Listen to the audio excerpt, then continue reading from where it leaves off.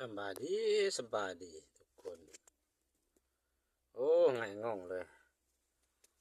หอดจุดจอดพักรถอีกแล้วทุกคนหอดจุดจอดพักรถอีกแล้วเราก็สิลงไปทำธุระก่อนพี่น้องก็ทำธุระจังไรบ่ดีไปเบาลงไปเบาก่อนไปเบาก่อนเด้อทุกคน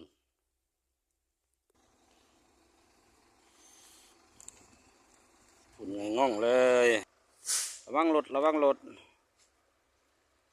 มาหอนนี่ก็จะจอดพักรถประมาณ5 นาที6 นาทีเนี่ยทุกคนเลย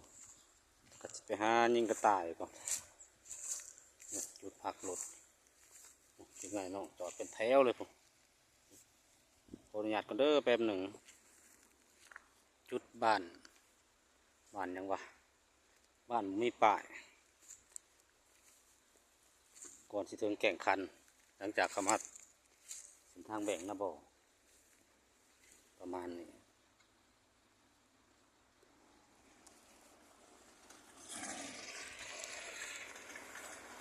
แดดห้อนแดดห้อนงานทำมากโอ้โหวะเงาเหยียดเลยแดดคนแดดฝุ่นขี้ฝุ่น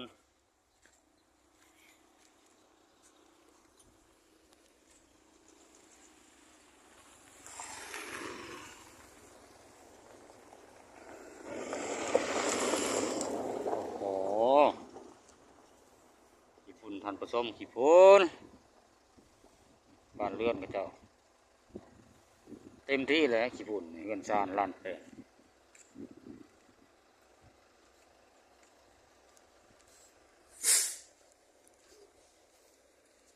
1 2 3 4 5 6 7 8 9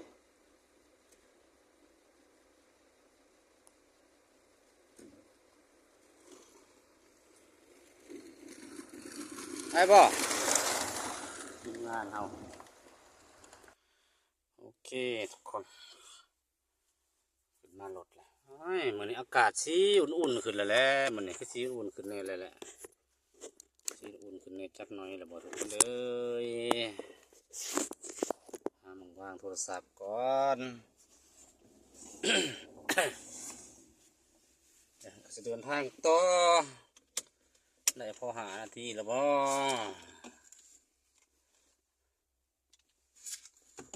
โอ้ยตรงน้ำก็จะลุ่มแล้วปะกินน้ำกันทุกคนเลยถนนลูกลังเนาะเรือกับรถสวนมาเนาะโอ้ยขี้ฝุ่นไงง่องเลย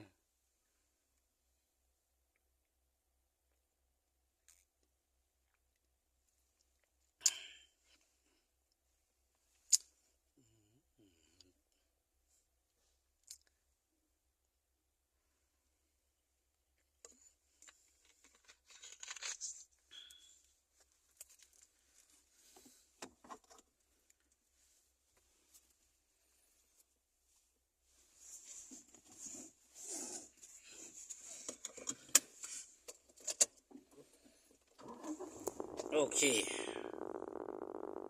เปิดแอร์แล้วงานเนี่ยเริ่มร้อนแล้วต้นเศร้าผัดว่า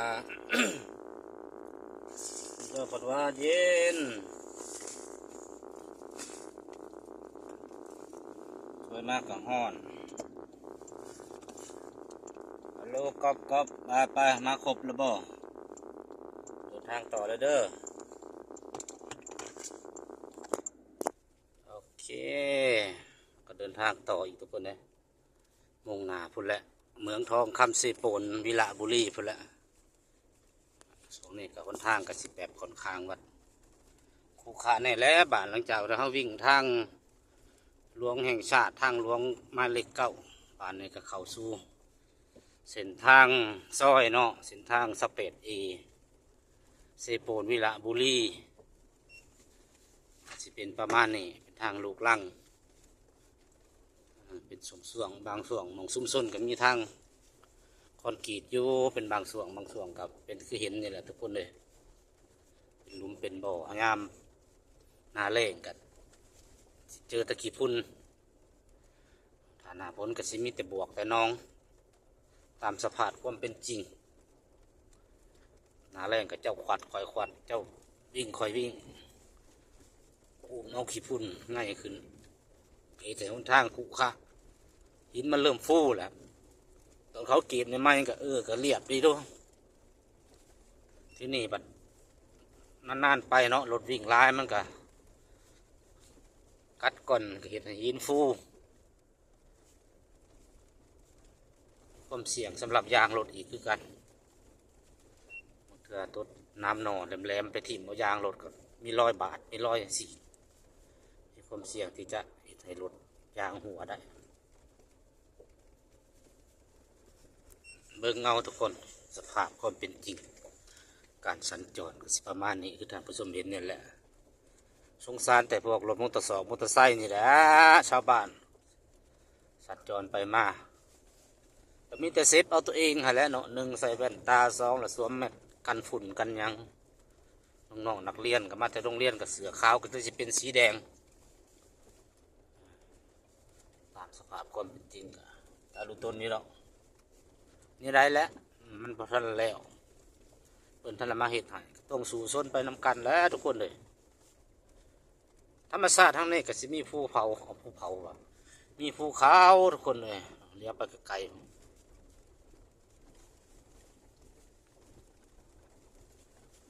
คอยเล่นไปเกียร์2ตามจังหวะตามอีล่างรถทีมงานรถไอ้น้องก็ได้ตามมาติดๆนี่บรรยากาศหนาแรงหนาหนาวก็สิประมาณนี้โอ้เขาเจ้าปรับสีจะตื่นปรับสีเห็นให้เห็นหน้าเห็นเป็นแปลงน้อยๆโอ้คือไปเห็นแปลงใหญ่ๆไปเลยเห็นจังไร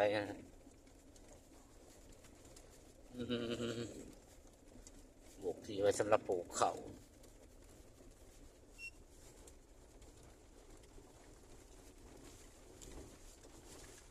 โอ้ยเอ้ยภาพอยู่กีกนั่นแหละแนวนี้เก่านี่งัวมันหาเลาะกินยังแถวกลางถนนหากินเศษมันนั่นแหละมันสำปะหลังหล่นลงสิเขากินอยู่ในของเขาจะตากเลยร้านมันเขาเจ้างัวกับแล่นหญ้าน้ำหนทางหากินเศษมันที่มันหล่นลงออกจากรถบรรทุกถือสักก่อนหินนี่ก็แห้งแล้วก็สิประมาณนี้เด้อทุกคนเดินคลิปภาพบรรยากาศมาฝากสำนีก่อนมียังหลายคลิปก็ได้สิประมาณนี้แหละให้เบิ่งธรรมชาติถนนหนทางเขตชนบทไอ้อัตลดคือเห็นตะข้าวตะกี้ทุกคนนะผู้คนนั้นได้ทางหยอกทางยางมองผู้คนพัฒนาอยู่ในหมอกในเมืองมีทางหยอกทางยางตะกี้เพิ่นกับแบบนี้คือกันนั่นแหละพอจะได้ทางยางกับผ่านมาหลายปีกับเจ้าแต่ละจุดแต่ละขีดหลายพื้นที่ก็ดีใจนำผู้คนได้ทางยางมองมาท่านได้ก็สู่ส้นกันไปสักก่อนว้างัวน้อยโอ้หลายแท้นี่ทุนเจ้าบ่ย่านรถเนาะเอาโอ้ยมาหากินยังนอนน้ำถนนเลยเนาะโอเคก่อนเด้อทุกคนเด้อโอเคก่อนเดี๋ยวเรากัดสิขออนุญาตปิดคลิปลงเพียงเท่านี้ก่อนพบกันใหม่คลิปหน้าเนาะสำหรับคลิปนี้ก็บ่มียังหลายเนาะโอ้ยสวยโอ้ยใส่พรทุกคนอยู่ดีมีเฮงก็แล้วกันขอฝากติดตามส่งผู้ขาเด้อถึงที่ชีวิตแต่ละมื้อการงานแต่ละมื้อเท่านี้แหละทุกคนเลยชีวิตหลังพวงมาลัยไปแต่ละมื้อแต่ละวันนะโอเควันละจะห่างก็ไม่คิดมาก็แล้วกันเด้อบ๊ายบายมันจุกถ่ายโดยขี้งัวเลยแหละนี่บริเวณงัวนี่หลอกกินเศษมันนี่สิได้ละสร้างเป็น4 บาทเอาเลย